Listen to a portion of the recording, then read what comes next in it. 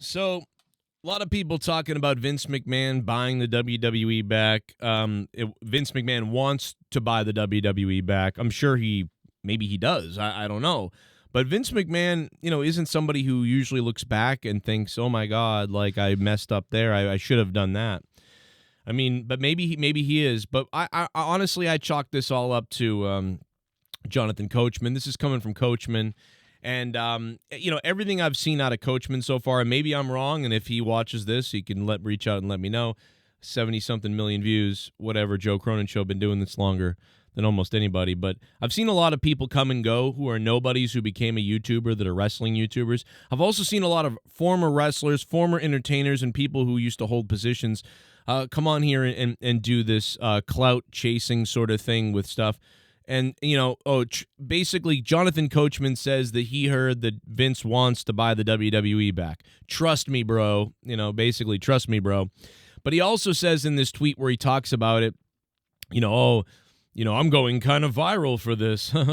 It's like, so I chalk this more up to Jonathan Coachman wanting attention for himself. And maybe he heard something super loosely about something, and so he knows how to drum up a news story or whatever the case may be. I'm doing it right now. So does Vince McMahon want to buy WWE back? Would he like to buy it back? I doubt it. I think maybe Vince said something like, maybe I'll buy WWE back. Maybe I'll buy them back. If I wanted to, I could buy them back. Obviously, he can't do it right now. The numbers don't add up. Nothing would make sense about that. Now, he could buy back into it. That's what I could believe.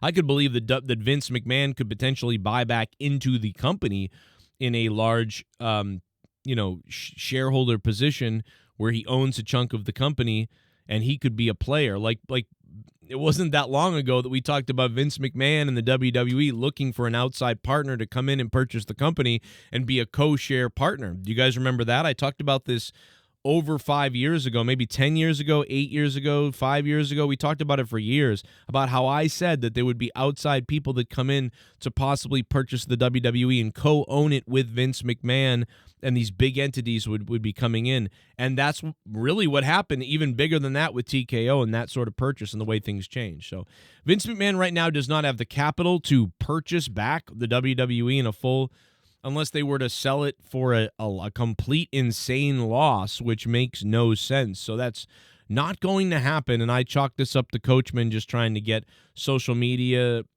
stuff ignited and, have some kind of clout or whatever, or just drum up a news story, whatever you want to call it. So I don't see anything here with Vince McMahon really buying the WWE back in. But buying back into the WWE, potentially, maybe. Right? And at that point, there may be even some new regimes that take over, right? They may have to get rid of Triple H and Stephanie to bring Vince back in, which would just be bizarre if that were to happen. Like, that's almost unthinkable in a way. And The Rock would come in with his new people or something. Imagine that, giving the boot to your daughter and her husband, your son-in-law and all of them, giving the boot to them and then bringing in Shane McMahon maybe, and then like somebody that The Rock wants to work with, and now Vince McMahon's in charge of that. That would be just crazy, but possible in a weird way. But I really don't think it's possible. I just think Vince is too old at this point. Could he buy back in to sort of own more of the company? He owns shares still. Vince McMahon owns a part of the company still. But could he come back in, in a big way? I don't think so. So I told you for years that the WWE is going to sell to a big company or a big partner to come in to own the company, and it could actually be their downfall. And now I'm going to pat myself on the back again, because I told you that Travis Scott was not going to work out as a wrestler, because what we saw of him, even before he punched Cody in the ear and all that stuff, the guy doesn't seem to have the makeup to learn how to wrestle. I can tell a lot of times by looking at someone in their movements, how stiff they are, that they're never going to be able to be that athletic way that they need to be in wrestling. They're just somebody that knows real punches or nothing. They don't really understand, or it looks really bad, one of the two. You can only go like really bad or really good. or just they actually hit you. And he's one of those guys I don't think they can learn it. I said this. You can go back to you can go back to the 2 appearances that he's had when I reacted to him and what I talked about. I even broke it down at Elimination Chamber about how Triple H said, hey, wait till you're out there actually doing it, man. And I said, how can this guy possibly get out there and wrestle? He shows 0 signs for the most part. He was able to go out in front of the crowd and hit the marks, I guess. Like he sort of hit the marks, I believe. But he was off a little bit when it came down to holding Cody down and all that stuff. But for the most part, he had that part down, like where to be at what time. Kind of seemingly was able to do that. Maybe it was dumb luck. I don't know. But you can go back to both of his appearances in my reviews, and I break him down perfectly. And I say, this guy's never going to wrestle. Like, I can just look at him. There's no way this guy's ever going to wrestle. If he wrestles and it's anything good, it's a miracle. And anyway, the rumor is that he was training. We heard about that. And I said, I cannot believe this guy's training. And I said, well, guess what? You guys think you're mad at him now? He's going to be wrestling, according to Triple H and according to all these other people. Well, he no-showed the tag team match. There was supposed to be a tag team match with John Cena, and he no-showed it. He basically walked away from it, and they don't know why. So they've got no communication with him on that. So there's no more Travis Scott for whatever reason. What is that reason? I don't know. We don't know why Travis Scott is missing, but Booker T was supposed to be working with him and training him, and he has not worked with Booker T. Although Booker T was, wondering where the guy is. He was supposed to do it, and he didn't do it. He's gone. So there you go. In my opinion, this is him walking away, realizing, okay, this isn't for me. I can't do this. At least I think that probably what it is. I was actually giving him the benefit of the doubt, guys, even though I didn't believe that he could actually maybe get in the ring and be a real wrestler. Like, I didn't think he would ever get as good as Bad Bunny, and I didn't think he would certainly ever get as good as, like, Logan Paul or somebody like that. I Show Speed shows a lot more promise, by the way. I believe if you put I Show Speed in a ring, he could pull off a wrestling match because of his athleticism and determination, and he's able to learn on his feet quickly, and he kind of understands how to sell and stuff like that. So I would bet on I Show Speed 1,000 times over on Travis Scott from what I've seen. Travis Scott is just a real dude who's like, yeah, I'm a fucking real guy. I don't know. But I Show Speed understands, I think, the entertainment factor of everything.